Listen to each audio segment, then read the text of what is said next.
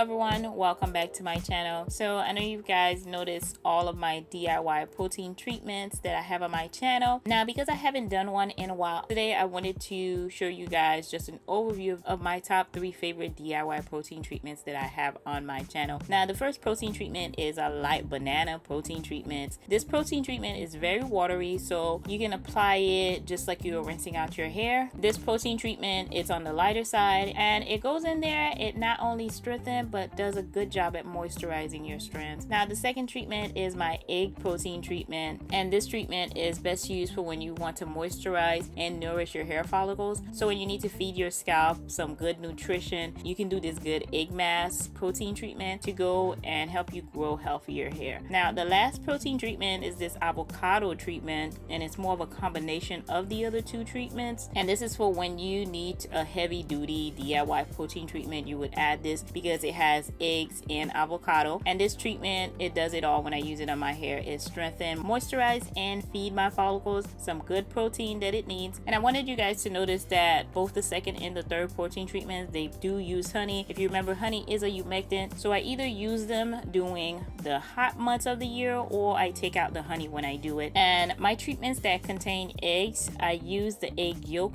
because my hair is on the dry side, so I want to moisturize my hair. If you do have greasy hair, you can use the egg white. If your hair is normal, go ahead and use the whole egg. So guys, I usually use a protein mask when I see excessive shedding and my hair volume is going down or it's losing its luster and my strand look a little dull. I'll do a protein treatment, but as a practice, I do a protein treatment about every 3 to 4 months just to balance out the protein and moisture level in my hair, because I focus a lot on moisturizing my hair. I don't want my hair to go and break on me. So that's it guys, just a reminder to balance out the protein and moisture level in your hair so you can grow healthy long hair. And these 3 protein DIYs, they're on my channel. You can also buy some at the store. I will have links for you guys down below. And thank you guys so much for watching. If you haven't already, of course, subscribe to my channel. Don't forget to like, comment, and go over and watch my last video.